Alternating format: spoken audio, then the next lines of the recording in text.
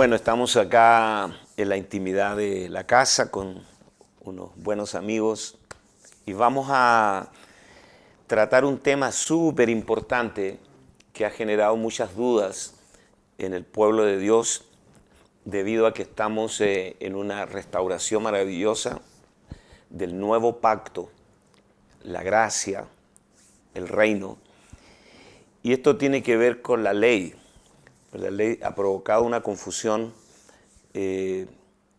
grande. Hay personas que piensan que ya no estamos bajo la ley, que ya la ley no existe, que se acabó, que hoy día es la gracia, como digamos un chip libre para hacer lo que queramos. Y es lo que me gustaría que conversáramos. Así que buenos días, buenas noches, buenas tardes, dependiendo del horario en que cada uno lo va a ver a nivel global. Y lo bueno es que podamos hacerlo interactivo, que hagan preguntas para que la gente podamos interpretar las preguntas que las personas podrían hacernos. Así que lo primero que quiero, como para arrancar y constituirme un poco el moderador de esta conversación, es decir que la ley expresa a Dios, es una autoexpresión de Dios, y que esta ley refleja el carácter de Dios, que la ley es como una fotografía de Dios. Nosotros no podríamos conocer a Dios si no fuera por la ley, porque la ley nos revela lo que a Dios le agrada y lo que le desagrada. La ley revela su carácter justo, su moralidad. Por eso que la ley es la autoexpresión de Dios. Así que dejo abierto el tema para que hagan preguntas. Vamos a ir charlando acá entre amigos. Vamos a hacerlo bien ameno. Aquí tenemos cafecito, tenemos pastelitos. Y yo tomo mate. A mí me gustaría preguntarle algo, apóstol, con respecto al tiempo de la ley, porque la gente a veces se confunde cuando leemos en Romanos 10:4, que dice, porque el fin de la ley es Cristo. Y me gustaría que usted me pudiera explicar y explicarle a la gente que nos está viendo cómo es el tema del tiempo de la ley, si la ley es eterna o no es eterna. Eh, el fin de la ley, la palabra fin, se entiende, mucha gente la entiende como el final de la ley. O sea que Cristo le puso fin, le puso la lápida arriba a la ley y se acabó. Pero en realidad lo que está diciendo ahí la Escritura es que la finalidad de la ley, el propósito de la ley es Cristo. En el libro de Gálatas, Pablo dice que la ley es el ayo para llevarnos a Cristo. Esa es la finalidad, no es el final, sino la finalidad de la ley es llevarnos a Cristo.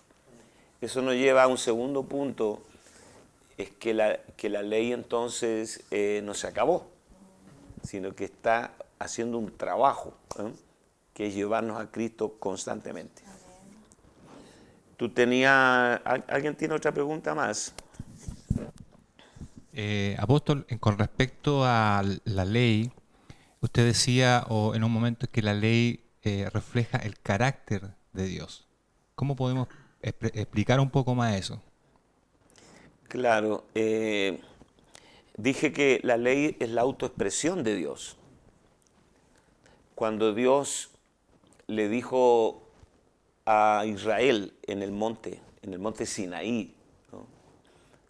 Donde Dios les entregó la ley a Moisés, dice: ustedes vieron lo que yo hice a los egipcios. Está hablando de los juicios, de las plagas, y cómo los traje hasta aquí, sobre la sala de las águilas, y los traje a este monte, aquí, para que me conozcan.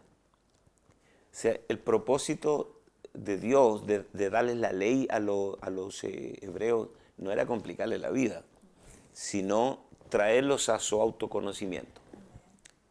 Ya que yo los he escogido a ustedes para que me sean un pueblo de sacerdotes, ustedes precisan saber qué es lo que a mí me agrada y me desagrada, cómo es que me van a servir.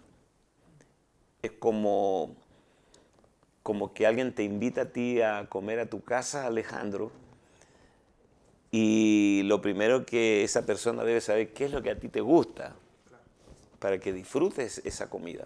Entonces la ley es como Dios informándole a Israel qué es lo que le agrada y le desagrada y cómo ellos van a servirle a un Dios para que Dios esté agradado. Dice en Juan 1:17 que la ley por medio de Moisés fue dada y la gracia y la verdad vinieron por medio de Jesucristo.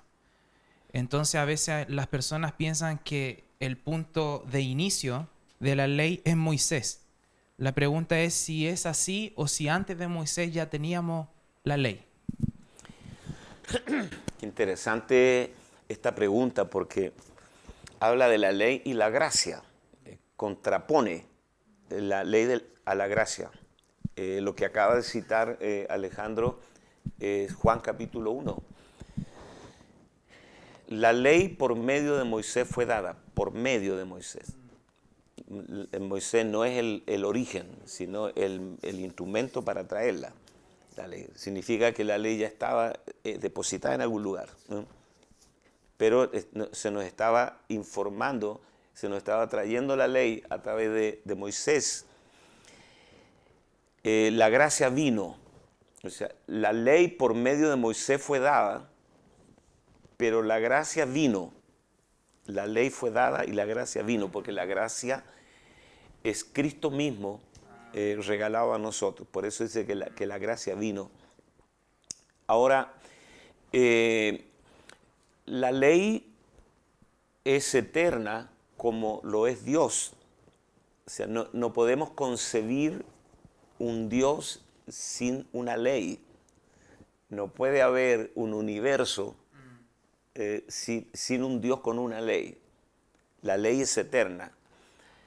Cuando no existía el Israel como nación, existían las familias, los clanes, ¿no? Los patriarcados. Entonces la ley era oral. Había una transmisión oral de la ley, pero era la misma ley. O sea, no es que era otra ley. Es más, ¿por qué ley Dios juzgó a Adán? Por la misma ley que juzgó a Israel. Y vamos más atrás. ¿Por qué ley Dios juzgó a Satanás? En una etapa preadámica, porque el juicio de Satanás fue antes de la creación de Adán. Por la misma ley que Dios juzgó y por la misma ley que Dios juzga siempre. O sea, la ley es eterna como lo es Dios. Entonces, desde Adán hasta Moisés, la transmisión de la ley era oral. Por ejemplo, cuando dice el libro de Hebreos, por la fe Abel ofreció a Dios más excelente sacrificio que Caín. No estaba escrito el libro de Deuteronomio ni Levítico. Entonces, ¿cómo Abel supo acerca de los sacrificios sangrientos? Por una transmisión oral. Entonces, todo era oral. De manera que Moisés solamente fue el instrumento de Dios para traernos la ley escrita a Israel como una constitución nacional. Pero antes de eso, la ley existía exactamente igual, pero por una transferencia oral. Una pregunta que yo creo que muchos pueden estar haciéndose en sus casas es que la ley aún se sigue aplicando para este tiempo o solamente la ley fue aplicada para el tiempo del pueblo de Israel. Esa pregunta es demasiado importante. Demasiado importante porque aquí vamos a entrar realmente en la materia. Vamos a entrar en, como dicen los mexicanos, en el mero nuevo pacto. el apóstol Pablo, que ese es el que más desarrolló el tema de la ley, porque recuerden que él estuvo del otro lado, ¿no? Él era fariseo, hijo de fariseo, formado a los pies de Gamaliel, y él fue el que desarrolló este tema. Cuando uno lee las epístolas de Pablo, se da cuenta que hay un lenguaje jurídico, un lenguaje legal para poder explicar todo el tema de la ley. Primero, la primera posición que Pablo señala es a los que están bajo la ley. Los que están bajo la ley. Yo sé que ustedes tienen ahí algunos versículos, por ejemplo, Álvaro, Romanos capítulo 2, verso 12.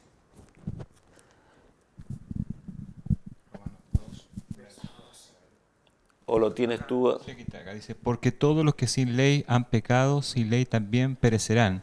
Y todos los que bajo la ley han pecado, por la ley serán juzgados. Ya, este término, bajo la ley,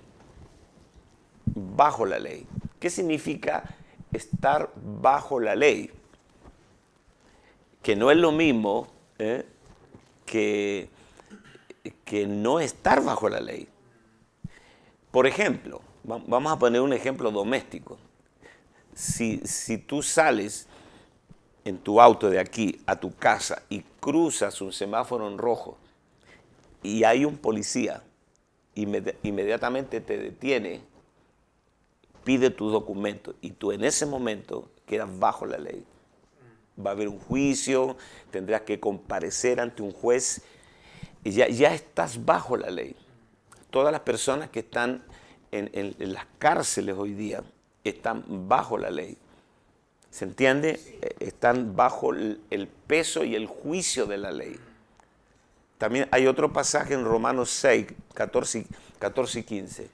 Dice, porque el pecado no se enseñoreará de vosotros, pues no estáis bajo la ley, sino bajo la gracia. ¿Qué pues? ¿Pecaremos porque no estamos bajo la ley, sino bajo la gracia? En ninguna manera. Muy bien. Aquí repite Pablo el mismo principio. No estáis bajo la ley. Pero Pablo dice, vamos a pecar porque no estamos bajo la ley en ninguna manera. Leamos otro pasaje también en Gálatas capítulo 3, verso 23. Pero antes que viniese la fe, estábamos confiados bajo la ley. Confinados bajo la ley. Encerrados para aquella fe que iba a ser revelada. Estábamos confinados bajo la ley antes que viniese la fe.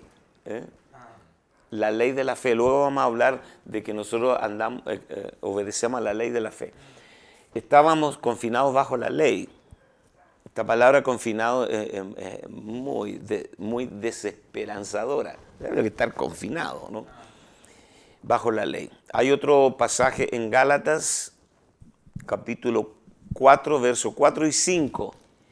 Pero cuando vino el cumplimiento del tiempo, Dios envió a su Hijo, nacido de mujer y nacido bajo la ley, para que redimiese a los que estaban bajo la ley, a fin de que recibiésemos la adopción de hijos. Y el verso 21 también.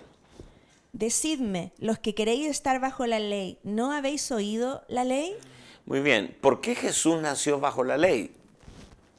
Dice que él nació de mujer y nació bajo la ley porque él fue hecho pecado por nosotros todo el tiempo. Entonces, por eso él siempre estuvo bajo la ley. Desde el punto de vista divino, de la justicia divina, ¿no? De la legalidad divina. No es que él pecó, pero él fue considerado la ofrenda por el pecado, por eso siempre estuvo bajo la ley. Qué interesante. Y tenemos también, Alejandro, un pasaje en el mismo Gálatas, capítulo 5, verso 18. Dice, pero si sois guiados por el Espíritu, no estáis bajo la ley. Entonces, recordando la ilustración del semáforo, cuando tú eres guiado, cuando tú obedeces, cuando tú en todos los semáforos te detienes, incluso después de la 1 de la mañana, entonces tú estás guiado, tú no estás bajo la ley no tiene un efecto condenatorio sobre ti porque tú no has violado la ley. Y finalmente Romanos capítulo 3, verso 19. Pero sabemos que todo lo que la ley dice, lo dice a los que están bajo la ley, para que toda boca se cierre y todo el mundo quede bajo el juicio de Dios. ¿Qué significa que la ley tiene una autoridad solamente para los que están bajo la ley? Para los que la han violado, ¿no? Para los que porque el pecado, dice Juan, el pecado es el pecado amartía, es una transgresión de la ley para los que han violado la ley. Entonces, ¿cuál es el punto acá? Estamos cerrando un círculo. Que nosotros estamos bajo la gracia, no estamos bajo la ley.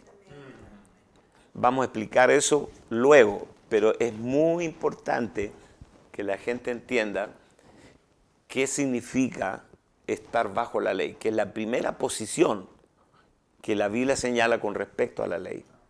Nosotros estamos en el nuevo pacto, estamos bajo la gracia, no bajo la ley. Estamos bajo el dominio de la gracia, no bajo el dominio de la ley. Entonces tenemos que entender qué significa estar bajo el dominio de la gracia. ¿Les gusta el tema o no? Sí. Yo espero que la gente que está en sus casas o viéndolo a través del internet pueda disfrutar esto y crecer. Entonces aquí ya tenemos la segunda posición con respecto a la ley, que son las obras de la ley. Las obras de la ley, si tuviera yo que explicarlo de una manera sencilla, es el intento humano de cumplir la ley con las fuerzas naturales. El esfuerzo humano. El tratar nosotros con nuestra capacidad humana natural que hemos heredado de Adán, con esa capacidad natural, cumplir las justas demandas de la ley de Dios, lo cual es imposible. A eso Pablo le llama las obras de la ley. Entonces ahí también tenemos versículos. Así que si me cooperan con los versículos. Bueno, Romanos apóstol 3, 20, 28 dice, ya que por las obras de la ley ningún ser humano será justificado delante de él, porque por medio de la ley es el conocimiento del pecado.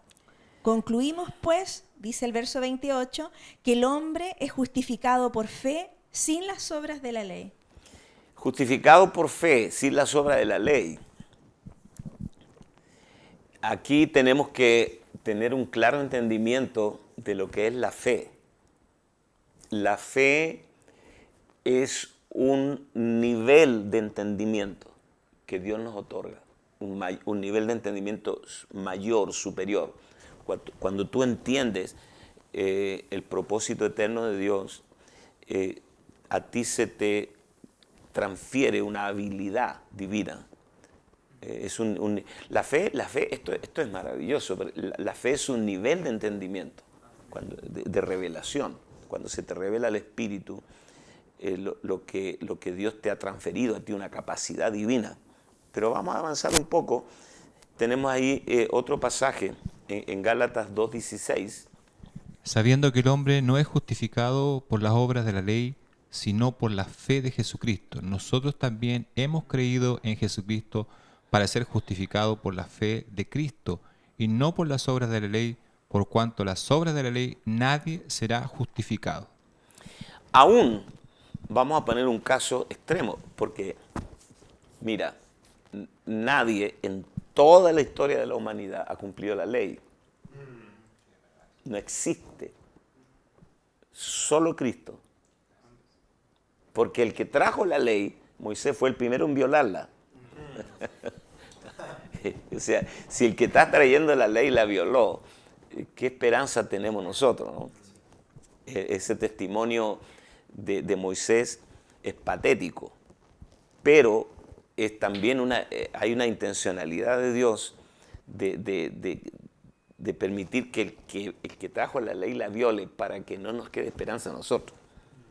O sea, aquí yo he predicado y he enseñado en muchos lugares del mundo que algo que puede parecer una herejía, porque Dios nunca, o sea, primero Dios no es tonto, ni es ingenuo. O sea, Dios nunca le dio la ley al hombre para que la cumpla. Si Dios sabe que en un estado caído, Dios sabe que el hombre no puede cumplir la ley, ¿cuál es la idea de dársela? Razonemos. O sea, Dios le dio, y esto es lo que parece una aberración, Dios le dio la ley al hombre para que la viole, no para que la cumpla. O sea, violar la ley es correcto para el hombre caído. Tratar de cumplir la ley es incorrecto. Por eso Pablo termina Romanos 7. Romanos 7 también es otro capítulo patético. Pablo termina Romanos 7 diciendo, miserable de mí, ¿quién me librará de este cuerpo de muerte? Porque todo el capítulo Pablo está diciendo de una manera desalentadora, ¿no? Es decir, lo que no quiero hacer hago, lo que quiero hacer no hago, miserable de mí, hay una ley que me lleva cautivo, la ley del pecado. Entonces todo eso es como una radiografía de un tipo cuadripléjico, totalmente inhabilitado para cumplir la ley. Todos estamos en Romanos 7. Pero qué bueno que existe Romanos 8, porque ahí te empieza a meter recién a la mente de Dios. Entonces, la ley Dios la dio para demostrarle al hombre que en su estado caído es imposible que el hombre esté homologado al nivel de Dios. Es imposible, no se puede. Entonces ahí es donde la ley que provoca una desesperanza en nosotros, una desesperación, una frustración tan profunda que nos hace lanzarnos a los brazos del Señor, ¿no? Porque Él es el único que puede cumplir la ley en nosotros. Ahí tenemos otro pasaje en Gálatas. Gálatas 3, versículo 2, dice, esto solo quiero saber de vosotros. ¿Recibisteis el Espíritu por las obras de la ley o por el oír con fe? Luego el versículo 5 dice, aquel pues que os suministra el Espíritu y hace maravillas entre vosotros, ¿lo hace por las obras de la ley o por el oír con fe?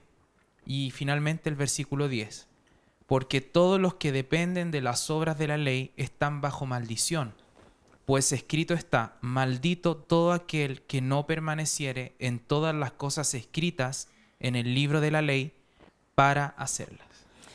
Aquí se nos repite vez tras vez el tema de las obras de la ley.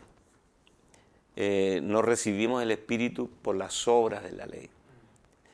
El que hace maravillas entre nosotros lo hace por las obras de la ley o por el oír con fe. Y el verso 10 dice, todos los que dependen de las obras de la ley. Quiero reiterar que las obras de la ley es el fallido intento de tratar de cumplir humanamente, en forma natural, las demandas de Dios. Es imposible. Y eso es lo que hace la religión. Por eso la religión produce gente frustrada. Porque la religión siempre está dirigiendo su mensaje que no es un mensaje espiritual, sino es un mensaje de superación personal. Tú lo puedes, tú puedes, tú puedes, tú lo vas a lograr. Ayuna 7 días, porque lo vas a conseguir. Tienes que levantarte temprano a orar. Entonces, todo es una demanda a ti, a tu capacidad natural. Por eso tenemos las iglesias llenas de gente frustrada, en depresión. Tú vas a una iglesia, yo vivo predicando en las naciones, tú vas a una iglesia y haces un llamado, pasan todos, hasta el pastor pasa. ¿Verdad? ¿Por qué? Porque Porque hay una frustración de que al final yo lo hice todo, intenté todo y todavía no lo consigo. Ese es el grito de desesperanza. Nosotros fuimos rescatados de la religión evangélica y fuimos llevados a la gracia, a la revelación de la gracia que es Cristo. Pero es muy importante que nosotros tratemos estos temas, que veamos que por un lado la ley es eterna, por otro lado Dios no ha abdicado. O sea, no tenemos un Dios que cambió, dijo, bueno, ahora olvídense de la ley, vamos y por otro lado, no, la ley es eterna, pero Dios cambió el plan. Ahora, Él mismo vino a morar dentro de nosotros. Él es la gracia y Él es la capacidad sobrenatural que nos habita para poder cumplir las demandas de Dios. Tenemos otro pasaje en Romanos capítulo 3, verso 27. ¿Quién lo lee? Yo. Y dice así: ¿Dónde pues está la jactancia? Queda excluida. ¿Por cuál ley? ¿Por la de las obras? No, sino por la ley de la fe. ¿Dónde está la jactancia? La jactancia de la religión. La jactancia de yo soy mejor que tú. Porque tú cometiste adulterio, porque tú te drogaste, yo nunca lo he hecho. Entonces, la meritocracia. ¿Te acuerdas, Patricia? Nosotros hemos hablado mucho de la gracia o la meritocracia. Y las iglesias están llenas de ese juicio, de andando juzgando y comparando. Eso es horrendo.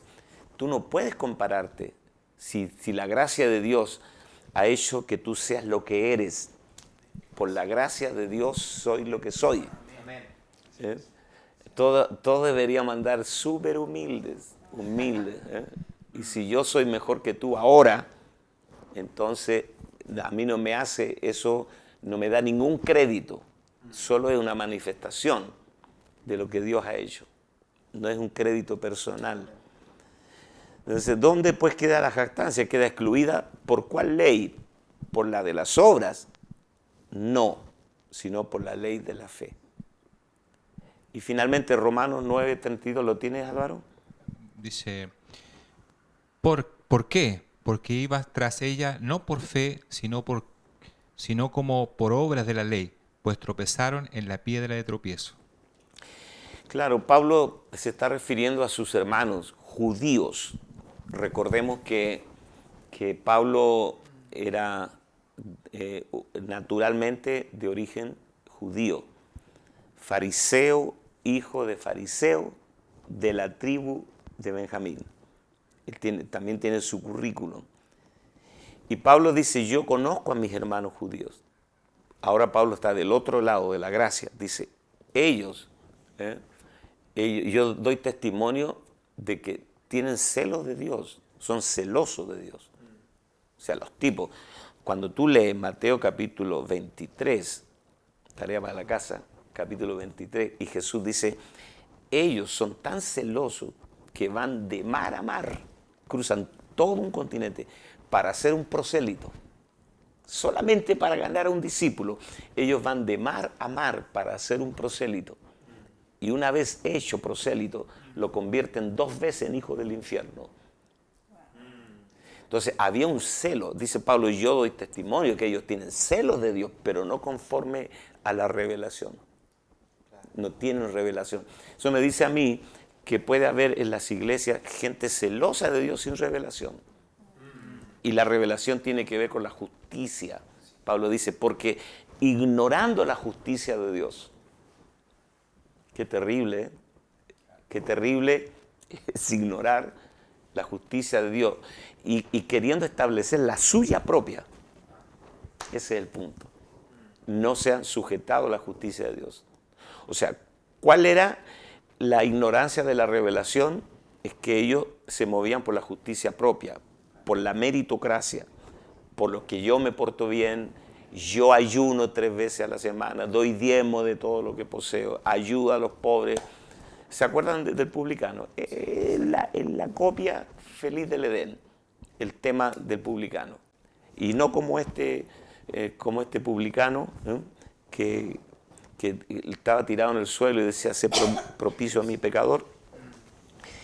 Ese es el tema de donde se zanja el punto, donde hay una frontera entre las obras de la ley y las obras de la ley, porque ya hablamos de estar bajo la ley, nosotros no estamos bajo la ley, pero todavía hay un riesgo de tratar humanamente, como decir, mira Señor, yo te voy a impresionar, ahí vas a ver cómo yo voy a cumplir tus demandas.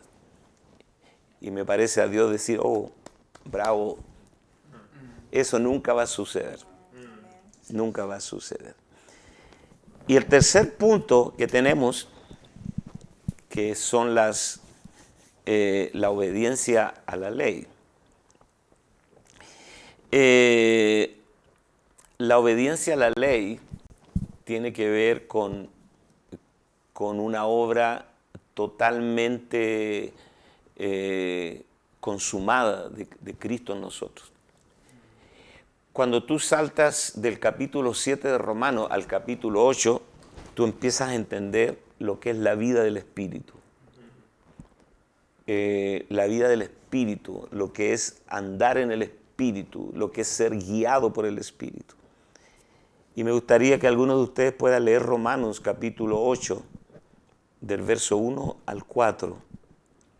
Romanos 8 dice, ahora pues ninguna condenación hay para los que están en Cristo Jesús, los que no andan conforme a la carne, sino conforme al Espíritu.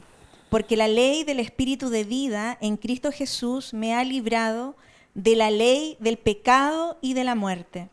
Porque lo que era imposible para la ley, por cuanto era débil por la carne, Dios, enviando a su Hijo en semejanza de carne y de pecado, y a causa del pecado, condenó al pecado en la carne, para que la justicia de la ley se cumpliese en nosotros, que no andamos conforme a la carne, sino conforme al Espíritu. Muy bien, estuvimos el año antepasado, qué increíble, estamos en el 2018 ya, en el año 2016 estuvimos por meses, ustedes se recuerdan, hablando de la ley del Espíritu de vida en Cristo Jesús. Romanos 8.2 es un código, es una cláusula que nos describe una ley que tristemente millones de hijos de Dios ignoran. Es como la letra chica del contrato, nadie la lee. Pablo dice, porque la ley del Espíritu de vida en Cristo Jesús me ha librado de la ley del pecado y de la muerte. Repito, la ley del Espíritu de vida en Cristo Jesús me ha librado de la ley del pecado y de la muerte. Porque lo que era imposible para la ley, y aquí regresamos al punto que hemos estado hablando todo este rato, lo que era imposible para la ley por cuanto era débil por la carne. Lo que Pablo está diciendo, el problema no es la ley, el problema es la debilidad de la carne. La ley está correcta. Todas las justas demandas de la ley son correctas. El problema es nuestra carne débil que no las puede obedecer. Entonces Pablo dice, lo que era imposible para la ley por cuanto era débil por la carne. Dios enviando a su Hijo, aquí viene la sabiduría infinita de Dios, cómo Dios resolvió este tema para nosotros, en la gracia. Dios enviando a su Hijo en semejanza de carne de pecado, y a causa del pecado condenó al pecado en la carne. Entonces, ¿cuál es el punto? Pablo dice que la ley, que el pecado es una ley, la ley del pecado.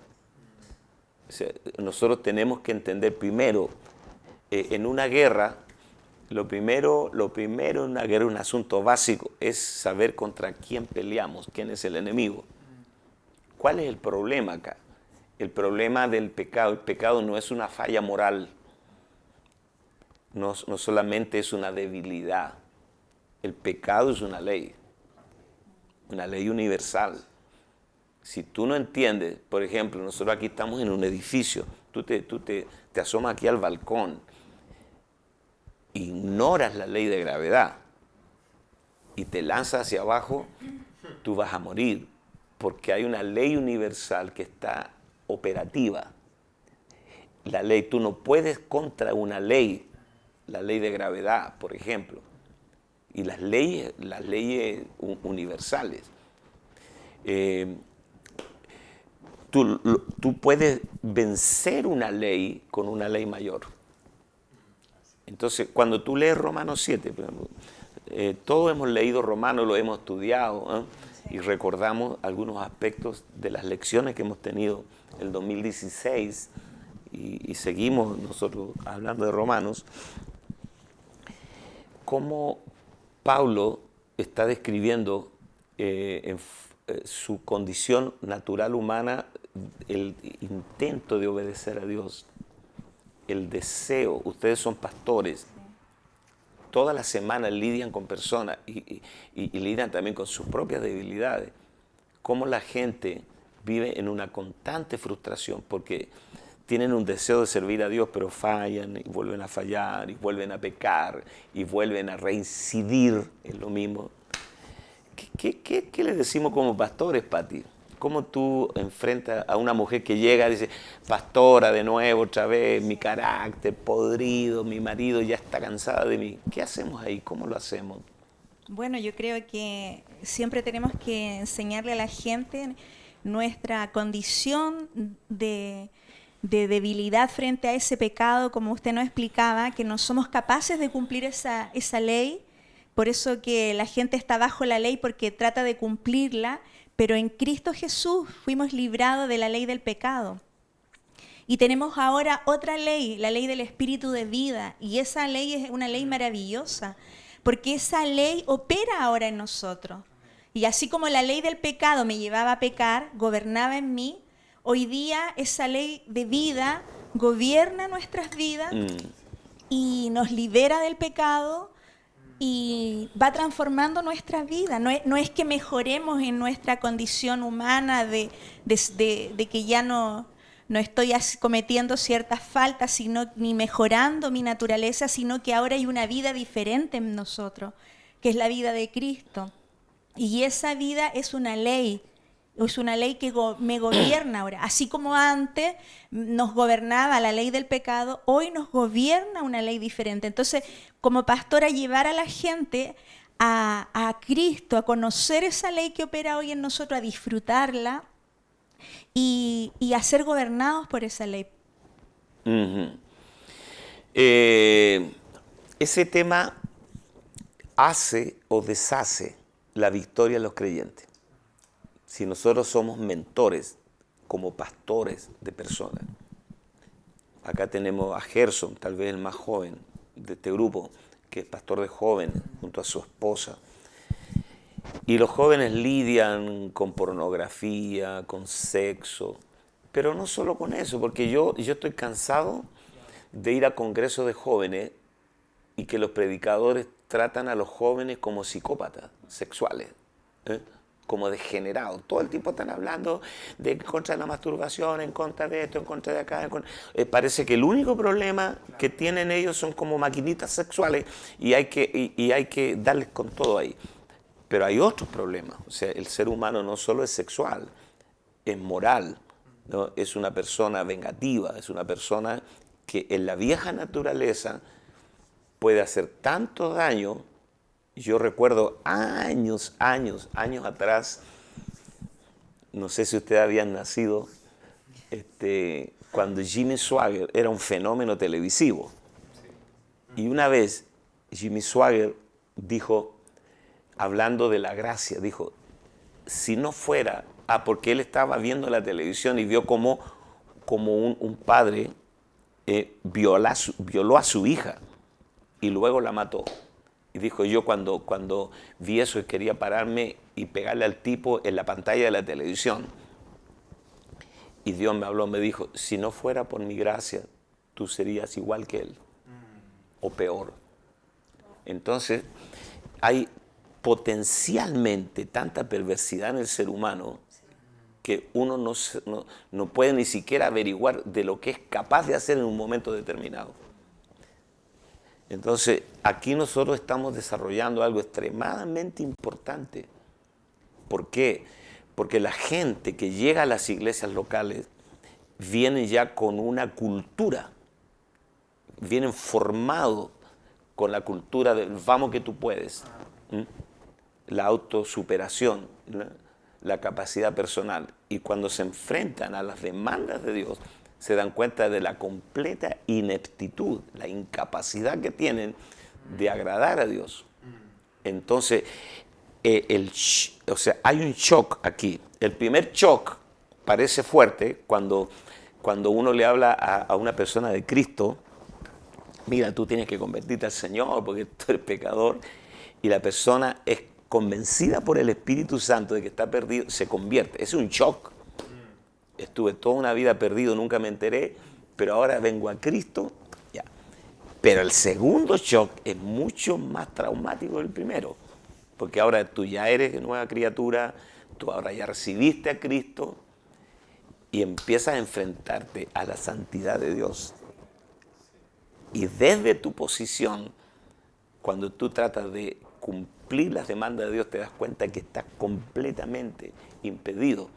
Ese shock es más letal que el primero. ¿Me estoy explicando? Entonces, los que ya somos salvos, batallamos con un trauma mucho más grande que el que recién se está convirtiendo.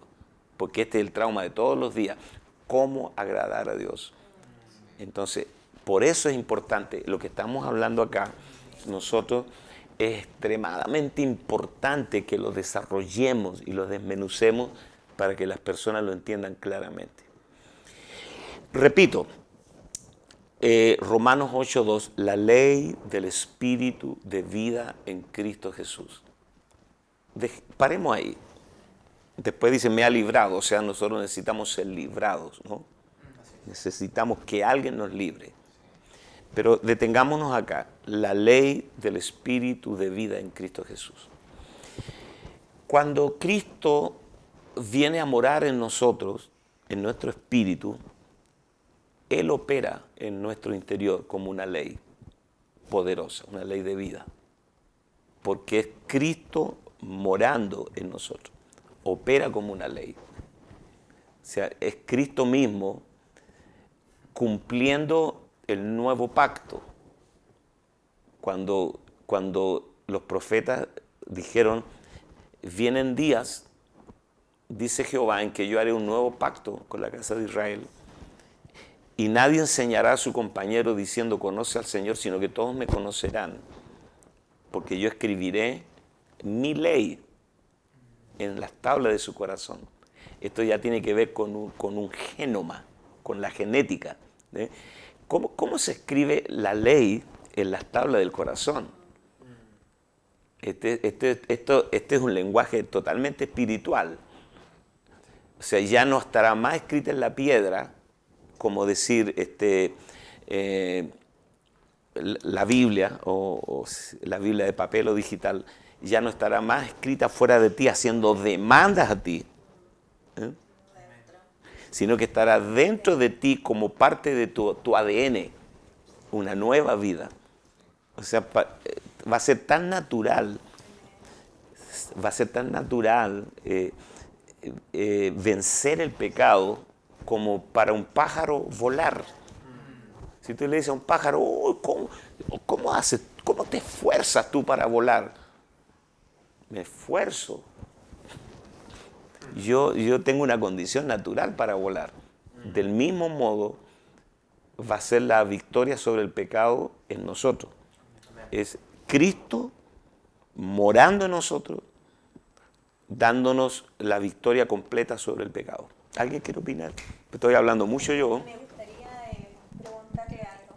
Me gustaría hacerle una pregunta, apóstol. En cuanto a la ley, estaba pensando, recordando la palabra y Jesús elevó la ley.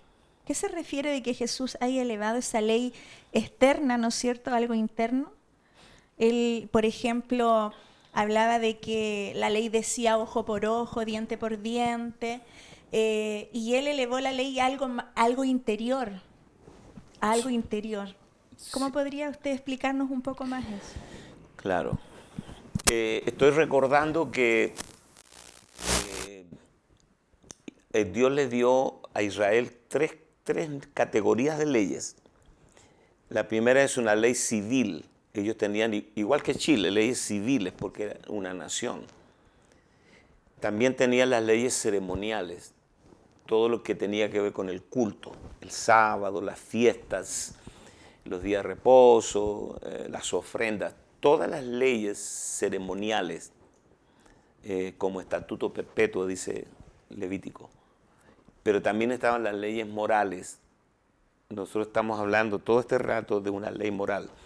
Pero cada una de esas leyes, las leyes morales, las civiles y las ceremoniales, tienen una aplicación en nosotros. Una aplicación que no viene al caso de desarrollarla. Pero la pregunta que hace Patricia, tiene que ver con una intensificación de la ley. Por ejemplo, Jesús dijo, ¿oíste que fue dicho? No matarás, el acto consumado, el acto externo. Pero yo os digo, cualquiera que aborrece a su hermano interno, ya ha cometido homicidio. Oíste que fue dicho, no adulterarás, el acto externo consumado, ir a la cama con el hombre que no es tu marido o la mujer que no es tu esposa, cometer adulterio. Pero dice Jesús, pero yo os digo que cualquiera que mira a una mujer para codiciarla, ya adulteró en su corazón con ella. Entonces, claro, si lo primero ya era difícil, imagínate lo otro, cómo controlas tus ojos, cómo controlas tus pensamientos, cómo controlas tus intenciones, tus motivaciones internas. Ese es el punto, porque esto, vamos a poner un caso. Tú te compras una mascota, un perro Rottweiler. Tú sabes que es un perro asesino, ¿verdad que sí? Pero cuando tú sales a pasear con tu mascota, le pones un bozal. ¿Saben qué es un bozal, no? El bozal le impide al perro que muerda a la gente, pero no cambia sus inclinaciones. Ajá. Pero le impide. Esa es la ley de Moisés. Es el bozal. La religión es un bozal que te impide a ti a morder a la gente, pero por dentro el perro lo único que quiere es morder a alguien. Exactamente, su naturaleza. El tema es la naturaleza. Tú puedes ponerle un bozal, tú puedes ponerle a la ley del bozal a un pueblo como Israel. Entonces ellos cumplían la ley por temor al castigo. Es el tema. Yo estuve en Barranquilla, en Colombia, hablando con una muchacha musulmana, pero convertida a Cristo. Tiene que haberse casado ya ella porque tenía un novio colombiano que no era musulmán, pero ambos eran cristianos. Y a mí me interesó mucho hablar con ella porque nunca había hablado con un musulmán convertido. De hecho, me regaló el Corán. Y yo le digo a ella, ¿cómo hacen ustedes los musulmanes? Me dice, perdón, yo ya no soy musulmana. Bueno, ¿cómo? Pero la mamá andaba en Medina, en la ciudad de Medina, allá en Turquía, celebrando el Ramadán, esos días. Imagínate un nivel de un musulmán militante, ¿no? Toda la familia. De hecho, a ella la desheredaron, pero hoy día recién, porque cuando la mamá se enferma, la llama a ella para que ore, porque el Señor la sana. En fin. Entonces me dice, pastor, ¿usted sabe por qué los musulmanes dan dinero para la mezquita y porque son tipos radicales y militantes? Le digo, no, explícamelo. Me dice, porque el Islam funciona desde el principio, desde que son pequeñitos, con recompensa y castigo. Recompensa y castigo. Si tú no haces esto, Alá te va a castigar. Y se lo instalan al niño de chico. Si tú le das plata a la sinagoga, a la mezquita, Alá te va a bendecir. Entonces ellos funcionan en toda su vida con el principio del castigo, el juicio, y los juicios son terribles, y la recompensa, que también son maravillosas y cuantiosas. Entonces, cuando tú desde chico estás recibiendo el mensaje castigo, recompensa, tú tienes un bozal demasiado grande.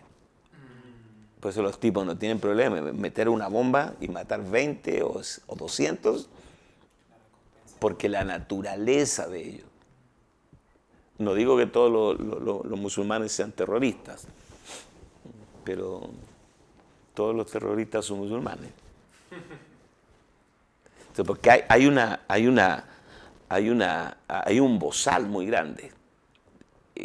O sea, ellos cumplen por la recompensa o por el castigo, pero no hay un cambio de naturaleza. Son promiscuos, muchos de ellos tienen, bueno, tú sabes, 7 mujeres.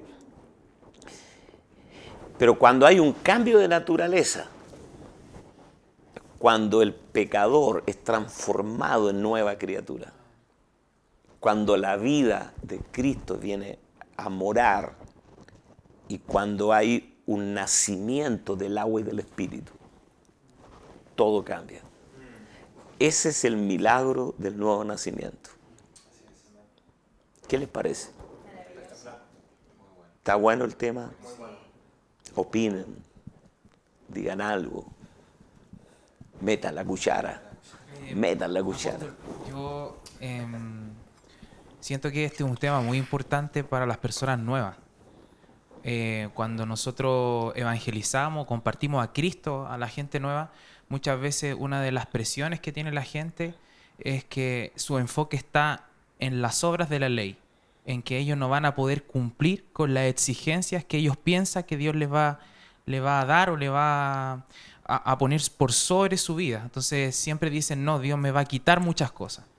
Entonces es muy importante que nosotros como iglesia, como cuerpo, como gente que tal vez lleva tiempo acá, que podamos dar ese mensaje de poder explicar bien la ley del espíritu de vida en Cristo en ellos, actuando y cumpliendo la ley dentro nuestro y no basándonos solamente en una exigencia externa. Por eso yo insisto sobre este tema, Alejandro, Gerson, Álvaro, Pati, y todos los que nos están escuchando. Insisto sobre este tema porque estos son los puntos ciegos del mensaje de la pedagogía evangélica. Te dicen el qué, pero no el cómo. Nunca te dicen el cómo, pero dame detalles, explícame cómo es esto, cómo se prepara, dame los detalles. Romanos 8:2 dice que la ley del espíritu de vida en Cristo, no es la ley del espíritu de vida, sino la ley del espíritu de vida en Cristo. Porque es Cristo morando en nosotros que opera como una ley poderosa. Es una vida dentro de otra vida. Y lo siguiente que Pablo dice, me ha librado de la ley, del pecado y de la muerte. Me ha librado. O sea, voy a poner un ejemplo. Si tú te estás ahogando en la orilla, ahí en el mar, en la orilla, y logras salir solo, después de un inmenso esfuerzo que hiciste, porque estuviste a punto de ahogarte, pero logras salir solo, eso no es salvación, eso es mérito personal. Pero si tú estás en medio del mar como un náufrago, ahogándote y no hay nada que puedas hacer, y llega una lancha salvavidas y te toman ya medio muerto y te sacan, eso es salvación. O sea, salvación significa que no hay nada que yo pueda hacer por mí mismo. Que todo lo que me sucede es algo que Dios está haciendo en mí. Nosotros somos salvos, dice Pablo, me ha librado, me ha salvado de la ley del pecado y de la muerte. El evangelio es salvación. El mensaje es un mensaje de salvación, no de mérito personal. ¿Ah? Nosotros necesitamos ser salvados. Me ha librado de la ley del pecado y de la muerte. Ahora, el pecado es una ley poderosa. El pecado no es una falla moral. Pablo dice que el pecado entró en el mundo por un hombre. Está personalizando el pecado. Vamos a hablar de dos cosas acá que son afines a esto. Todavía tenemos unos minutos. Una es el pecado y lo otro son los pecados, plural. Los pecados son personales, individuales. Son las acciones de violar las leyes de Dios. Pero el pecado, Pablo dice, como el pecado entró en el mundo por un hombre. El pecado es un adjetivo, ¿no?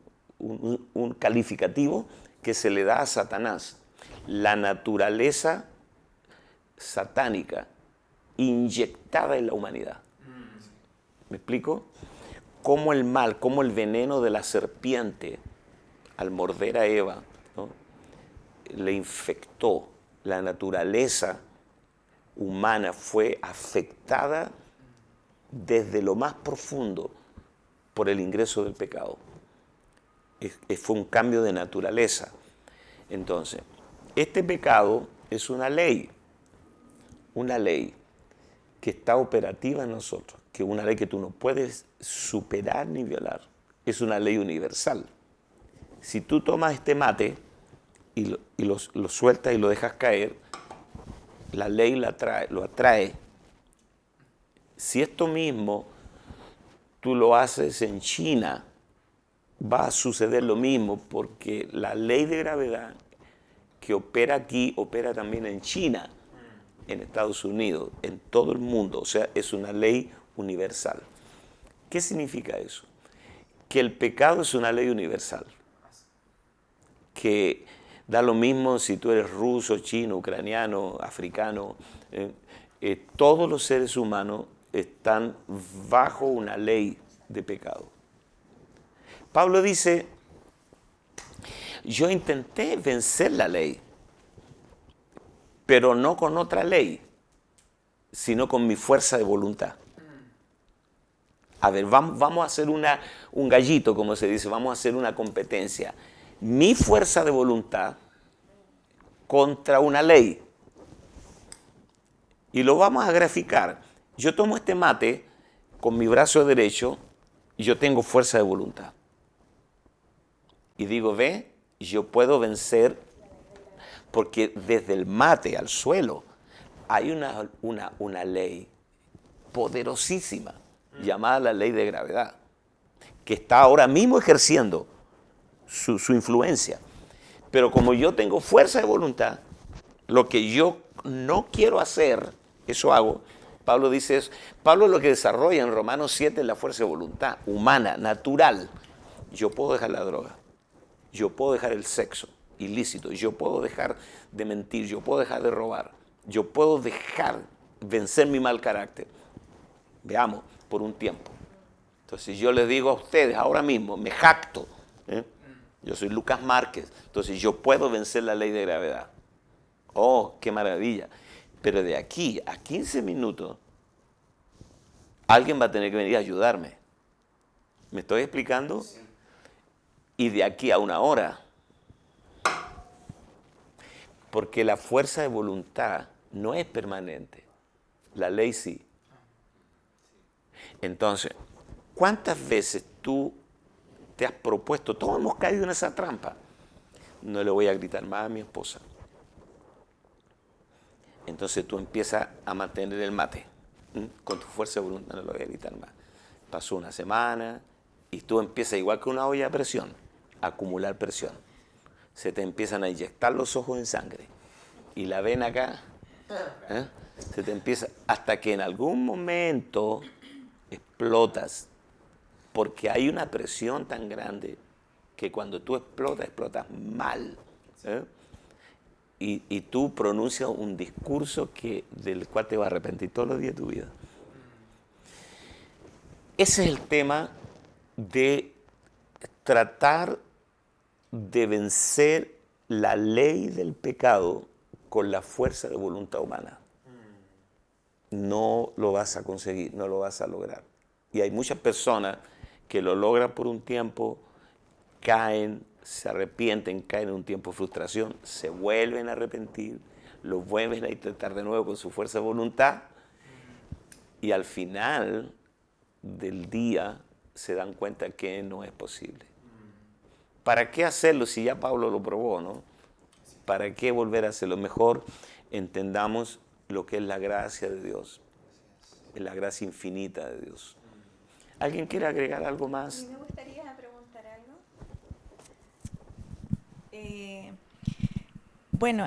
Cuando hablamos de la ley de vida en Cristo, esta ley de vida en Cristo, ¿cómo opera en el creyente? ¿A través de la revelación y la obediencia? La ley de vida en Cristo Jesús opera en la dimensión del espíritu. Todos los asuntos con Dios son espirituales. El pecado es un problema espiritual. Las cosas, Pablo dice, las cosas que se ven son temporales, las que no se ven son eternas. Las cosas más importantes en un ser humano no se ven. El gozo, la alegría. ¿Qué color tiene la tristeza? ¿Qué forma? No tiene color ni forma, pero es real, nadie lo puede negar. La depresión.